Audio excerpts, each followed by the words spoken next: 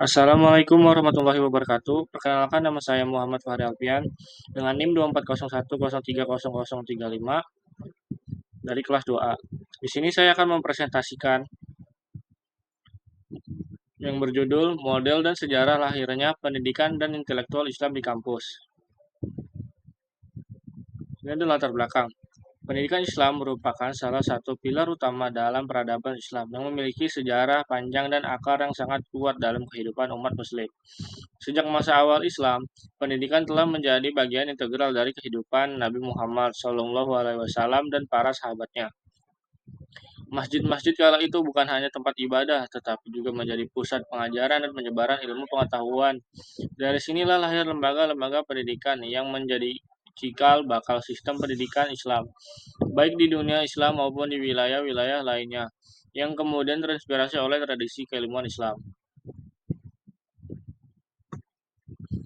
Model pendidikan Islam di kampus. Model pendidikan adalah seluruh rangkaian penyajian materi yang meliputi segala aspek sebelumnya. Sedang dan sesudah pembelajaran dilakukan pendidik segala fasilitas terkait yang digunakan secara langsung atau tidak langsung dalam proses belajar mengajar. Model pendidikan sebenarnya adalah pendidikan yang bertujuan mewujudkan akhlak atau budi pekerti yang luhur. Untuk mewujudkan itu harus dimodali dengan ilmu pengetahuan. Dalam Al-Quran terdapat kata atau ilmu dengan berbagai bentuknya, terulang 854 kali. Kata ini digunakan dalam arti proses pencapaian pengetahuan dan objek pengetahuan. Model pendidikan Islam yang sesungguhnya ialah yang mampu mengkoordinasikan segala keinginan, menggali segala potensi, menggali kapabilitas dan kecenderungan yang ada, kemudian membekalinya dengan keterampilan sehingga mampu berinteraksi dengan realita yang ada dan ikut bangkit mencapai idealisme dan sasaran-sasaran yang memungkinkan untuk dicapai.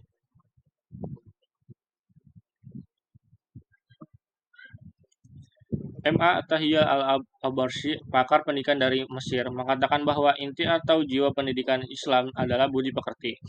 Model pendidikan agama Islam yang seperti ini merupakan perwujud dan dari cita-cita Islam itu sendiri. Sebagaimana diutus Rasulullah Shallallahu Alaihi Wasallam untuk memperbaiki akhlak atau moral yang telah rusak. Sejalan dengan apa yang dikemukakan oleh Al-Abarsi, Harun Nasution menegaskan bahwa model dan konsep pendidikan dalam Islam bertujuan bukan hanya mengisi yang dididik dengan ilmu pengetahuan dan mengembangkan keterampilannya, tetapi juga mengembangkan aspek moral dan agamanya. Model pendidikan Islam secara teoritis dapat dibentuk sesuai pendekatan filosofi sebagian berikut. Aspek filosofis manusia selaku hamba Tuhan telah diberi kemampuan dasar atau fitrah yang bersifat dinamis dan berkecenderungan sosial religius. Dalam struktur psikofisik, jasmani rohani patuh dan menyerahkan diri kepada Maha Penciptanya secara total pada tingkat pengembangan yang optimal. Yang kedua, aspek epistemologi. Manusia diberi kemampuan dasar untuk berilmu pengetahuan dan beriman kepada penciptanya, sesuai dengan kemampuan derajat kemanusiaannya. Tiga, aspek pedagogis. Manusia adalah makhluk belajar sepanjang hayat yang didasari dengan nilai-nilai Islam. Sejarah lahirnya pendidikan Islam di kampus. Pada zaman awal kelahiran Islam, Nabi dan para sahabatnya menjadikan masjid sebagai tempat untuk mempelajari Islam. Kemudian masjid ini berkembang menjadi pusat studi Islam. Mahmud Yunus menjelaskan bahwa pusat-pusat studi Islam klasik adalah Mekah, Madinah, Hijaz, Basrah, Kufah, Irak, Damaskus, Palestina, Syam, dan Fustat, Mesir.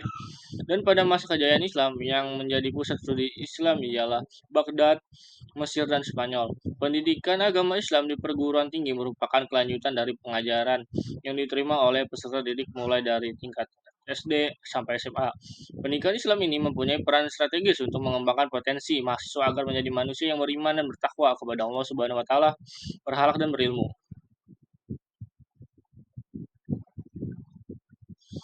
Periode perkembangan berdirinya perguruan tinggi Islam.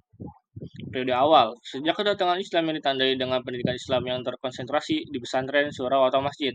Kedua, periode pertengahan, ketika pendidikan Islam telah dimasuki oleh ide-ide pembaruan pemikiran Islam pada awal abad ke-20 ditandai dengan lahirnya madrasah yang telah memasukkan pelajaran umum ke dalam program kurikulum. Periode terakhir, akhirnya perguruan tinggi Islam negeri dan pendidikan Islam yang telah terintegrasi ke dalam sistem nasional. Intelektual Islam di kampus. Intelektual berasal dari bahasa Inggris. Intelektual yang diterjemahkan dengan arti cendekiawan dalam bahasa Arab. Cendekiawan diartikan sebagai ulul albab yang secara harfiah diartikan orang yang memiliki pemikiran dan hati nurani yang jernih, serta menggunakannya untuk memahami berbagai gejala alam dan fenomena sosial, serta mengkonstruksinya menjadi sebuah ilmu, pengetahuan, dan menggunakannya untuk memahami kekuasaan Tuhan, serta mengabadikannya bagi kepentingan masyarakat. Intelektual di sini sangat condong kepada mahasiswa. Mengapa harus mahasiswa yang sering disebut dengan intelektual? Sebab mahasiswa adalah pewaris ilmu regenerasi intelektual di masa akan datang. Kualitas suatu bangsa ditentukan oleh mahasiswa yang dihasilkan oleh kampus atau perguruan tinggi tempat mereka belajar. Oleh karena itu, salah satu faktor yang mempengaruhi intelektual seorang ialah perguruan tinggi di mana ia belajar. Satuan pendidikan yang menyelenggarakan perguruan tinggi. Pertama, akademik. Perguruan tinggi yang menyelenggarakan pendidikan terapan dalam satu cabang atau sebagai cabang ilmu pengetahuan teknologi dan kesenian tertentu. Dua, politeknik. Perguruan tinggi yang menyelenggarakan pendidikan akademik terapan dalam sejumlah bidang pengetahuan khusus. Tiga, sekolah tinggi. Perguruan tinggi yang menyelenggarakan pendidikan akademik atau profesional dalam satu disiplin ilmu atau bidang tertentu. Yang keempat, institut. Perguruan tinggi yang terdiri atas sejumlah fakultas yang menyelenggarakan pendidikan akademik atau profesional dalam sekelompok disiplin ilmu yang sejenis. Yang terakhir, universitas. Perguruan tinggi yang terdiri atas sejumlah fakultas yang menyelenggarakan pendidikan akademik atau profesional dalam sejumlah disiplin ilmu tertentu.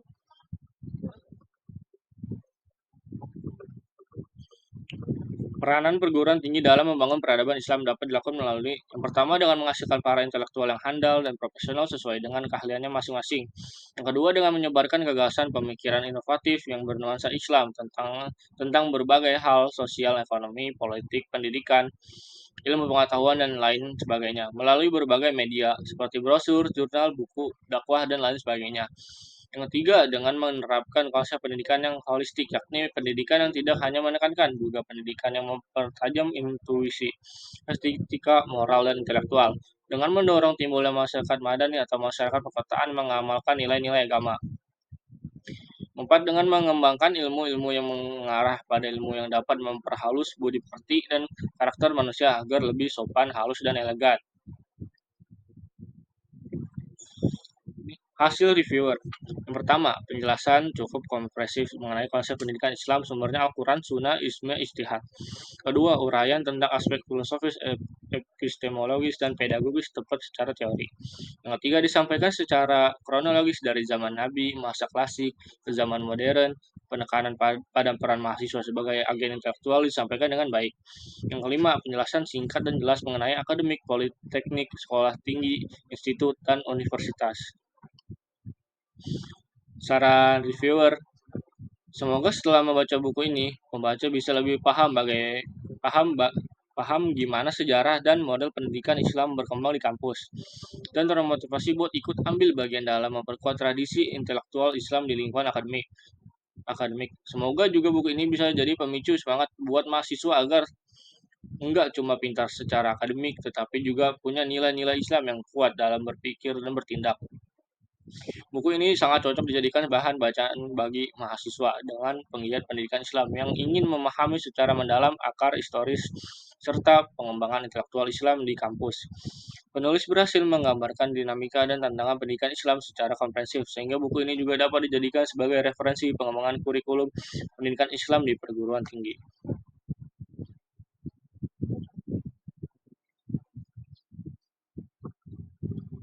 Sekian, terima kasih.